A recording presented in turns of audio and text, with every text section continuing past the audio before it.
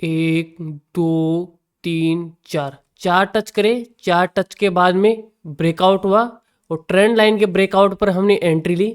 और यहाँ पर एंट्री लेने के बाद में यहाँ पे मार्केट ने पहले तो हमारा स्टॉप लॉस यहाँ पर हिट किया और स्टॉप लॉस हिट करने के बाद में देखो यहाँ पर मार्केट ने टारगेट दिया। तो मार्केट ना हमसे हमेशा एक कदम आगे चलता है और हमें मार्केट के साथ में कदम से कदम मिला के चलना चाहिए। और इसीलिए दोस्तों आज की इस वीडियो में मैं आपके लिए एक खास ब्रेकआउट की स्ट्रेटजी लेके आया हूं, जिसके लिए कोई भी इंडिकेटर की हमें ज़रूरत नहीं पड़ेगी और इजी टू अंडरस्टैंड है। कोई एक बच्चा भी इस स्ट्रेटजी को यूज कर सकता है और इसकी एक्यूरेसी एकदम हाई एक्यूरेसी सेटअप है। ठीक है, इसकी एक्यूरेसी आपको तकरीबन 70% से ऊपर मिल जाएगी। रूल्स मैं आपको इस वीडियो में सिखाऊंगा ना, उन रूल्स को अगर आप यूज करोगे तो आपके लिए ये स्ट्रेटजी 70% की एक्यूरेसी आपको आराम से दे देगी। रूल्स हमारे बिल्कुल सिंपल है, 5 मिनट का टाइम फ्रेम है और हमें एक ट्रेंड के साथ में इस स्ट्रेटजी को यूज करना। और 3 और 4 नंबर का रूल इंपॉर्टेंट है, वो अभी हम इस वीडियो में सीखने वाले हैं। ठीक है, और ये एकदम देखो रूल बेस्ड सेटअप है, बिना रूल के ये हम सेटअप यूज नहीं करेंगे। और आपको पता होगा कि अगर हम कोई रूल बेस्ड सेटअप यूज करते हैं तो उसकी एक्यूरेसी बहुत ही अच्छी निकलती है और उस स्ट्रेटजी से हम एक प्रॉफिटेबल ट्रेडर भी बन सकते हैं। ठीक है दोस्तों, तो चलिए दोस्तों बिना देर के वीडियो शुरू करते हैं। दोस्तों इस स्ट्रेटजी का ये आज सेकंड पार्ट है। ठीक है, और अगर आपने इसका पहला पार्ट नहीं देखा है तो इससे पहले ही मैंने वीडियो अपलोड की है, तो आप इस वीडियो को जरूर चेकआउट कर लेना, क्योंकि इस वीडियो के बिना आपको ये स्ट्रेटजी बिल्कुल भी समझ में नहीं आएगी। ये वीडियो आप एक बार जरूर देख लेना। ठीक है, ये क्लास भी इंपॉर्टेंट है। तो थोड़ा सा मैं इसी स्ट्रेटजी के बारे में आपको थोड़ा बहुत बता देता हूँ, ताकि अगर कोई इस वीडियो में भाई नया है तो उसको भी समझ में आ जाए। ठीक है, तो देखो एक बड़ी सी कैंडल बननी चाहिए, बिल्कुल एकदम एंगल्फिंग कैंडल की कैंडल बननी चाहिए। और उसके बाद में इस कैंडल के अंदर जो हमारी बड़ी कैंडल बनी है ना, उसके अंदर कम से कम 2 और अधिक से अधिक कितनी भी कैंडल्स बने। ठीक है, जितनी ज़्यादा कैंडल्स इस बड़ी कैंडल के अंदर बनेगी वो हमारे लिए ये स्ट्रेटजी इतना ही अच्छा सेटअप बनने वाला। तो कम से कम 2 और 2 से अधिक कैंडल्स इसके अंदर बननी चाहिए। अब देखो रूल ये है कैंडल्स बनने का कि जो भी कैंडल्स बन रही ना उनकी क्लोजिंग इसके अंदर होनी चाहिए। ठीक है, जो हमारी बड़ी कैंडल बनी है उस बड़ी कैंडल के अंदर सारी कैंडल्स की क्लोजिंग होनी चाहिए। विक्स अगर बाहर निकल रही है तो हमें उससे कोई मतलब नहीं है। जो हमारी बड़ी कैंडल बनी है उसका हाई और उसका लो मार्क कर लेना है हमें, और उस बड़ी कैंडल के अंदर ही कम से कम 2 और 2 से अधिक कैंडल्स इसके अंदर बननी चाहिए। ठीक है, ये आपने समझ लिया होगा कि कैसा ये पैटर्न बनना चाहिए कि बड़ी कैंडल बनी और उसके कम अंदर 2 या 2 से अधिक कैंडल्स उसके अंदर बननी चाहिए। ठीक है, अब हमारा शुरू हो जाता है मोस्ट इंपोर्टेंट पार्ट इस क्लास का। अब इसके बाद में मार्केट ना 2 सिनारियो बना सकता है। जैसे ही हमने ये बड़ी कैंडल मार्क की और उसके अंदर 2 या 2 से अधिक कैंडल्स बनी, जो भी कैंडल जिस भी साइड ब्रेकआउट करेगी हम उधर की साइड का ट्रेड लेने वाले हैं। अब इसके बाद में नेक्स्ट कैंडल बनती है और वो कैंडल ओपन होके जो हमारी जो कैंडल की जो हमने विक मार्क करी थी ना बड़ी कैंडल की, यहाँ पर ये विक इस लाइन के ऊपर ये क्लोजिंग दे देती है। ठीक है, क्लोजिंग चाहिए। विक अगर निकल गई है तो हमें उससे कोई मतलब नहीं है। और जो ये ऊपर की तरफ जो ये विक्स निकल रही है ना, इसके ऊपर हमें ये लाइन को शिफ्ट नहीं करना कि ऊपर विक निकल गई चलो लाइन को वहीं पे ले आते, नहीं, जिसके अंदर जो कैंडल बन रही है ना लाइन हमें वहीं पे रखना। अब जैसे ही ये कैंडल ऊपर की तरफ ब्रेकआउट करेगी, ठीक है, ऊपर की तरफ कैंडल क्लोजिंग करेगी तो हम यहाँ पर ट्रेड ले लेंगे। ठीक है, इस जगह पे हम ट्रेड ले लेंगे और इसके नीचे हमारा स्टॉप लॉस रहेगा। तो अभी इसकी एक्यूरेसी 50% ही है। ठीक है, कि या तो ये ट्रेड चल जाएगा या ये एसएल कर देगा, लेकिन इसकी एक्यूरेसी 50% भी नहीं है। मैं आपको बोलूँगा कि इसकी एक्यूरेसी अभी 30% ही है, क्योंकि ये बहुत ही बार फेल होता है। ठीक है, और लेकिन मैं तो आपको बोल रहा हूँ ना वीडियो के अंदर कि इसकी एक्यूरेसी तो 70% है। तो अब इसकी एक्यूरेसी को मैं आपके लिए 70% कर दूंगा बिल्कुल लॉजिक के साथ में, और इसी सेटअप को मैं यूज भी करता हूँ। ठीक है, इसके ऊपर मेरे बहुत सारे ट्रेड होते हैं। ठीक है, और इसकी एक्यूरेसी 70% है। ठीक है, तो ये चीज़ हमने इससे पहले वाले पार्ट में सीख ली थी कि ये ब्रेकआउट करेगी और ऐसे हमें ट्रेड को लेना है। तो अब हम सीखते हैं इस सेटअप का सेकंड पार्ट। सेकंड पार्ट ये है हमारा कि मार्केट एक अप ट्रेंड के अंदर चल रहा है। इस तरीके से यहाँ पर मार्केट ने हायर हाई बनाया और ये हायर लो बनाया और ये हायर हाई बनाया। ठीक है, तो इसका मतलब क्या है कि अगर ये हायर लो है और ये हायर हाई है और ये हायर लो, इसका मतलब हमें एक चीज़ समझ में आ रही है कि ना बायर बहुत ही ज़्यादा स्ट्रॉन्ग है भाई। हमें ये चीज़ समझ में आ रही है कि बायर बहुत ही ज़्यादा स्ट्रॉन्ग है।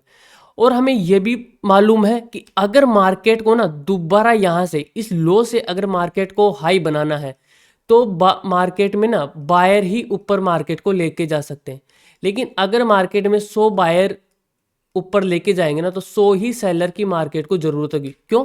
क्योंकि क्योंकि मार्केट एक जीरो सम गेम है। अगर 100 क्वांटिटी कोई सेल करने वाला है तो 100 क्वांटिटी कोई बाय करने वाला भी तो चाहिए। तो मार्केट को यहाँ से ऊपर लेके जाने के लिए बड़े प्लेयर को यहाँ से सेलर की ज़रूरत होगी, ठीक है, क्योंकि जब कोई सेल करेगा ना तभी तो बड़े प्लेयर बाय कर पाएंगे। तो इसीलिए जब मार्केट एक हायर हाई के ऊपर ये हमारा जो पैटर्न बनाएगा ना, ये पैटर्न हमारा मार्केट में एकदम टॉप के ऊपर बन रहा है, और जैसे ही नीचे की तरफ ब्रेकआउट करेगा ना तो हमें ये ट्रेड बिल्कुल भी प्लान नहीं करना है, ठीक है, हमें ये ट्रेड नहीं लेना है।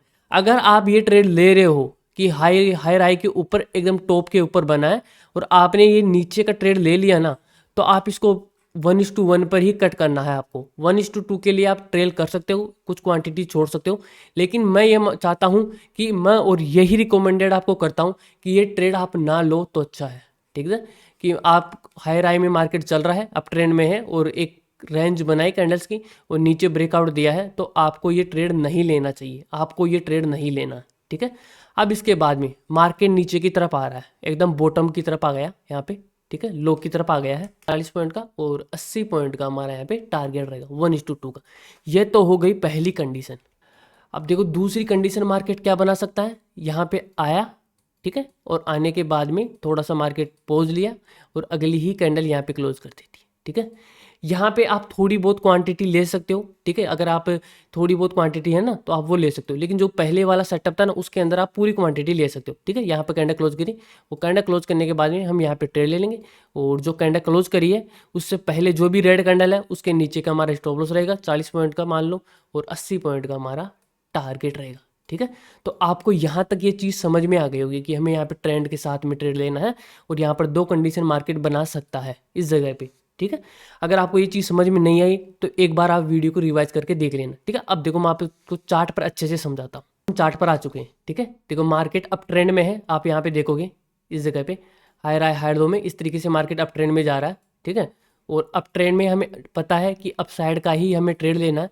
तो एक कैंडल बनी, बड़ी कैंडल, ठीक है, उसके अंदर 1 2 3 4 5 6 कैंडल बनी है, ठीक है। और 6 कैंडल बनने के बाद में यहाँ पे ये कैंडल नीचे ब्रेक डाउन दी, वो ब्रेक डाउन के बाद में यहाँ पर सब लोगों ने सेल किया, और सेल करने के बाद में यहाँ पे ये कैंडल ऊपर क्लोज करी, यहाँ पर बड़े पहले बाय करे और आप यहाँ पे ट्रेड ले सकते हो। अगर आपको यहाँ पे ट्रेड नहीं लेना तो यहाँ पे देखो 2 कैंडल अंदर बनी है और ये कैंडल ही अंदर क्लोज करिए, यहाँ पे हम ट्रेड ले लेंगे। यहाँ पे रेड कैंडल के लो के स्टॉप लॉस और 100 पॉइंट का हमारा टारगेट रहेगा, ठीक है। ऊपर देखते हैं रेंज बनी, कैंडल ऊपर क्लोज करी यहाँ पे, ठीक है। इसके लो का हमारा स्टॉप लॉस रहेगा 20 पॉइंट का, 40 पॉइंट का हमारा टारगेट है, ठीक है, नहीं मिला, और यहाँ पे एसएल ट्रेलिंग में यहाँ पे हमारा एसएल चला जाएगा रेड कैंडल के नीचे।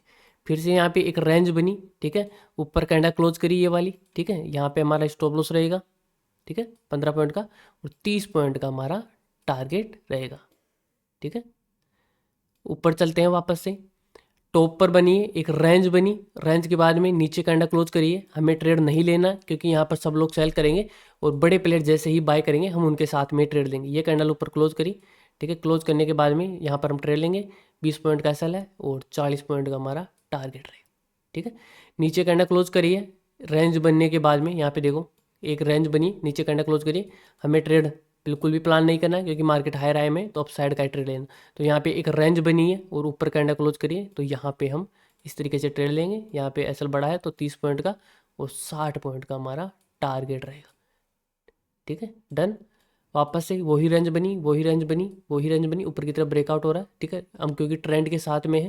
अब यहाँ पे देखो ये आज का मार्केट है और आज के मार्केट में मैंने आपको टेलीग्राम पे बता दिया था कि मार्केट अप ट्रेंड में है।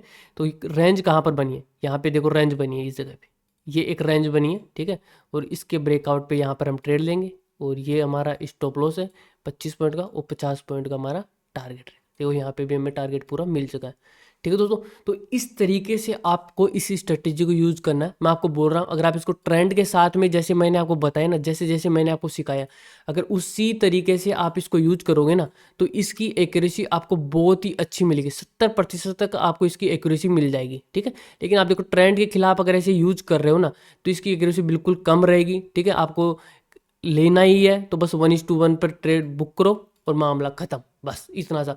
लेकिन अगर आप इसको ट्रेंड के साथ में यूज कर रहे हो तो रिस्क रिवार्ड चाहे आप 1:2 रखो, 1:3 रखो, आपको वो ईजिली मिल जाएगा।